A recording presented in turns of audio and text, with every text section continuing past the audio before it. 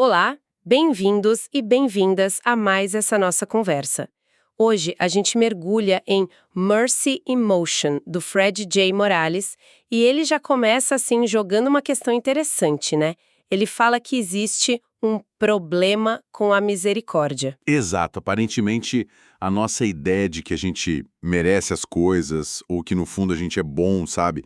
Isso meio que bate de frente com o próprio conceito de receber misericórdia. Que, por definição, não se merece, né? Justamente, é algo gratuito? Então, para investigar isso, a gente vai olhar uns trechos que selecionamos do livro. A ideia é entender bem a visão específica do autor sobre Deus, sobre nós mesmos, pecado, bondade e, claro, a misericórdia. E ele faz isso usando bastante referência de filme, né? E leituras da Bíblia. Isso, e ele até descreve a estrutura do argumento dele como aquelas bonecas russas, as matrióticas, uma verdade dentro da outra que vai se revelando. E acho importante a gente frisar, né? Nossa conversa aqui vai se basear só no que o autor escreveu nesses trechos. A gente está aqui para entender o raciocínio dele, como ele monta essa visão toda, sem colocar nossa opinião ou crítica externa. Combinado. Então vamos lá. O ponto de partida dele, no capítulo 2, fala de maravilhamento, dúvida e a questão de Deus. Ele começa de um jeito bem legal, usando o filme Contato. Ah, sim. Clássico. Lembra da personagem da Jodie Foster, a Ellie, falando da nossa pequenez e daquela agonia por não ter prova concreta de Deus? Sim, e ele até cita o Carl Sagan, né, que escreveu o livro original. O Sagan não se dizia ateu, mas achava a evidência para o Deus judaico-cristão, assim, não convincente. Pois é, mas o interessante é que esse filme, que ele viu adolescente, despertou nele uma busca, sabe? Um desejo por algo mais. Isso. Ele até conecta com C.S. Lewis, aquela ideia do desejo de se unir à beleza que a gente vê. Só que depois, né, mais velho, ele critica a própria solução do filme para esse maravilhamento. Aquela cena da praia, o pai aparecendo. Exato. Para ele virou um exemplo de como a gente tenta encaixar o transcendente em caixinhas humanas limitadas. E daí ele questiona essa busca por evidência convincente, no sentido científico para crer em Deus. Ele faz uma pergunta ótima. O que é evidência para um peixe? Boa essa. A ideia, acho, é que talvez a gente não tenha nem a capacidade de perceber certo tipo de evidência, né? Ele argumenta que a gente vide como se fosse mais que mero mamífero acidental. Falamos de amor, justiça, coisas que não parecem só biologia. Exatamente. O ponto dele é esse. A evidência só faz sentido para quem consegue perceber. E aí entra a visão dele sobre o pecado. Para ele, nossa natureza pecaminosa funciona como um véu, sabe? Que impede a gente de ver com clareza. Ah, e entram as bonecas russas de novo? Isso. A verdade sobre Deus estaria lá, mas encoberta. E ele diz que o encontro real com essa verdade vem pelas Escrituras. Cita Jó, Provérbios, Salmos, um monte. Ele foca bastante em Jó, né? Que não acha a resposta fácil, mas é tipo confrontado pela grandeza de Deus. É um confronto mesmo. E o autor pergunta, e cadê a misericórdia ali, naquele momento? Parece mais um choque de realidade, né? Essa leitura de Jó é impactante. E leva a outra pergunta que ele faz. Se as escrituras são esse lugar de encontro, por que ler a Bíblia muitas vezes não causa o mesmo maravilhamento que, sei lá, olhar as estrelas? Pois é. Talvez a resposta para ele não esteja na fonte, mas em quem está olhando, né? E isso liga direto com o próximo capítulo, onde ele analisa nós, a condição humana. Capítulo 3, agora o foca para dentro. E ele usa filmes de novo para provocar 7 vidas com aquela pergunta: você não se considera uma boa pessoa? E Ilha do Medo. O que seria pior, viver como um monstro ou morrer como um homem bom? A pergunta que ele joga na nossa cara é: você se acha uma boa pessoa? Direto ao ponto. E a tese dele aqui é forte. Achamos que somos o bem que fazemos. Tipo, a gente parte do princípio que a bondade nasce na gente. A gente acha que é nosso mérito. Isso. Eu uso o exemplo do Ben Thomas, em 7 Vidas. O cara tá carregado de culpa e tenta se redimir com atos extremos, né? Para ele, isso mostra como a gente tenta criar nossa própria salvação, se apropriando de uma bondade que, na visão dele, não é nossa. A gente cria histórias para parecer herói. Mesmo que por dentro a coisa seja diferente. E aquela desculpa clássica: ah, mas ninguém é perfeito. Como ele vê isso? Ele acha que isso, na verdade, rebaixa o padrão. A gente diminui o que é ser bom para poder caber na definição, sabe? Entendi. E aí ele usa Ilha do Medo, o personagem que cria uma realidade falsa para não encarar quem ele realmente é. Para ele, é um espelho da gente. Preferimos ignorar nosso lado sombrio para manter a pose de mocinho. Para contrapor essa nossa autoimagem, ele vai para a Bíblia de novo. Sim, para o jovem rico. Lucas 18. Aquele que pergunta para Jesus como herdar a vida eterna e diz que sempre seguiu os mandamentos. E Jesus responde: por que você me chama de bom? Ninguém é bom a não ser um que é Deus.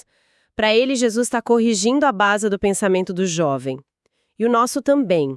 A bondade mesmo, pura, não é humana, é divina. Ok, então se essa é a nossa condição, como a gente chegou aqui?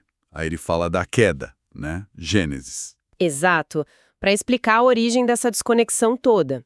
E ele junta um monte de passagens, Salmo 51, Marcos 7, Jeremias 17, Gênesis 6, Romanos 3, João 3, para pintar esse quadro do que ele vê como a natureza humana depois da queda. E Romanos 3 é bem direto, né? É o mais duro, talvez. Não há um justo nenhum sequer.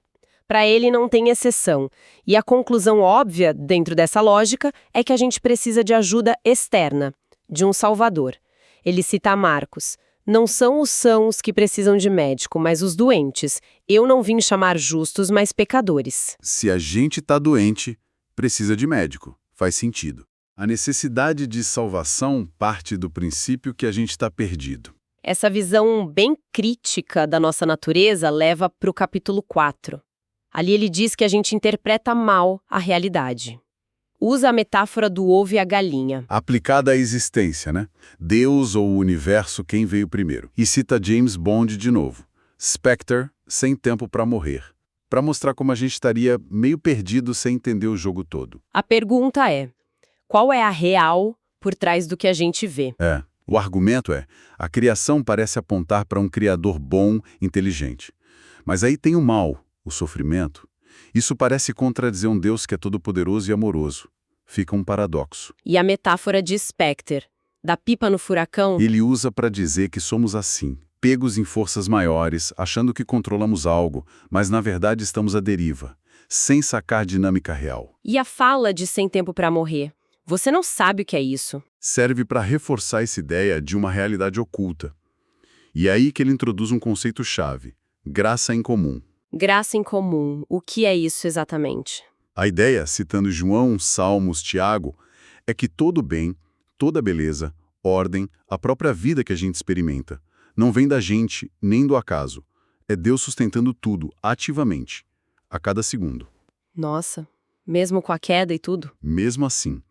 Seria a bondade de Deus agindo apesar de tudo. E qual a implicação disso? É radical, porque se todo bem vem de Deus e é sustentado por Ele, quando a gente leva o crédito por isso, pelo nosso sucesso, nossa moralidade, nossas boas ações, a gente está cometendo idolatria. Idolatria. Sim, ele usa Romanos 1 para dizer isso, trocando a glória do Criador pela da criatura, nós mesmos.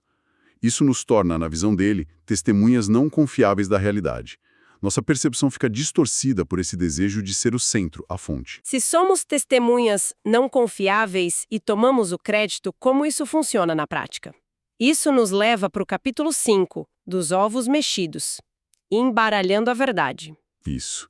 Ele usa a perseguição, o jogo da imitação, e volta para Romanos 1, falando em suprimir a verdade. Mas como a gente suprime essa verdade? É consciente? Ele diz que, na maioria das vezes, não. É mais sutil. Acontece quando a gente vê, sei lá, um vídeo emocionante na internet, um ato de caridade, ou nossas próprias vitórias, e pensa, nossa, que pessoa forte, que humanidade incrível. Eu consegui. A gente atribui a origem daquilo à pessoa ou a nós. Reforça o achamos que somos o bem que fazemos. Exato. A gente não reconhece a graça em comum ali, segundo ele. Os exemplos dos filmes são fortes. O Liam Neeson em A Perseguição, desafiando Deus no desespero. Se você não vai me salvar, eu mesmo faço. Ou em O Jogo da Imitação. Deus não venceu a guerra. nós vencemos. Para ele, isso não é só frase de filme.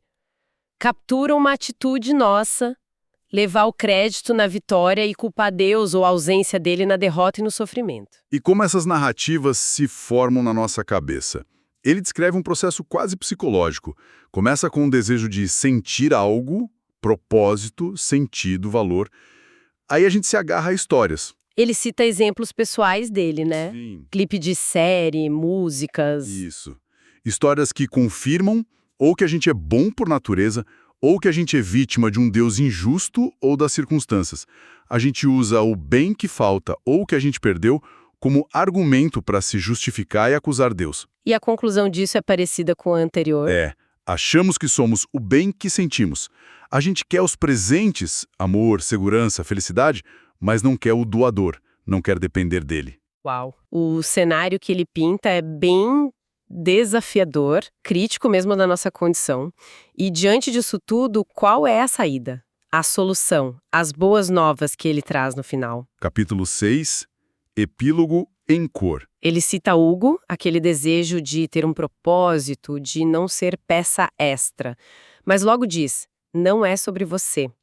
Ele fala também da dificuldade de achar uma verdade única com tanta história diferente, tipo um jogo do telefone sem fim. E a resposta dele para essa busca toda é Jesus Cristo. Tudo gira em torno dele.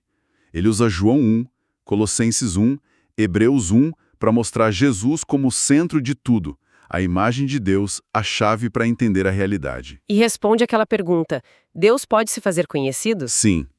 A resposta dele é um grande sim. E Deus fez isso em Jesus. Mas ele explica que a vinda de Cristo tem um duplo efeito, baseado em João 3. Salvação para uns, julgamento para outros. Exatamente. Salvação para quem crê, mas condenação para quem rejeita, preferindo continuar nas suas próprias verdades.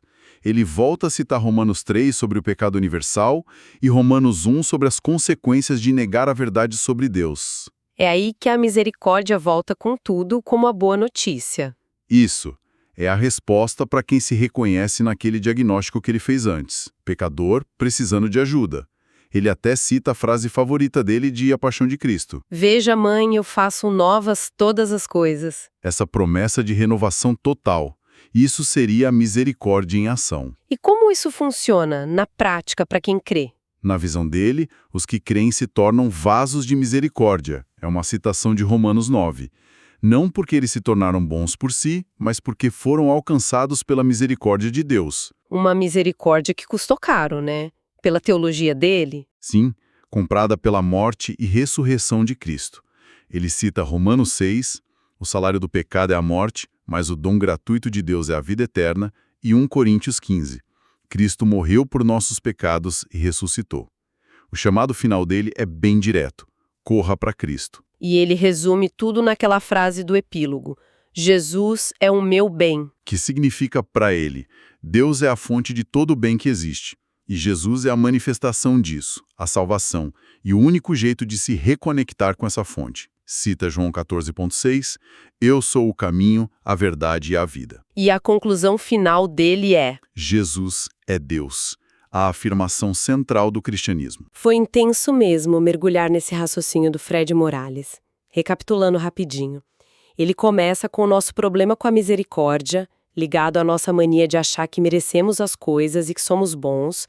Aí ele desmonta essa autoimagem, dizendo que somos falhos, caídos e que todo bem que existe vem da graça incomum de Deus. E que a gente suprime essa verdade com histórias que nos colocam no centro. Exato. E no fim apresenta Jesus não só como solução para o pecado, mas como o próprio sentido de tudo, a fonte do bem, que a gente acessa pela misericórdia, pela fé. E pensar em toda essa linha de raciocínio dele, né, que desmonta a nossa ideia de autossuficiência e aponta para Deus como fonte de tudo.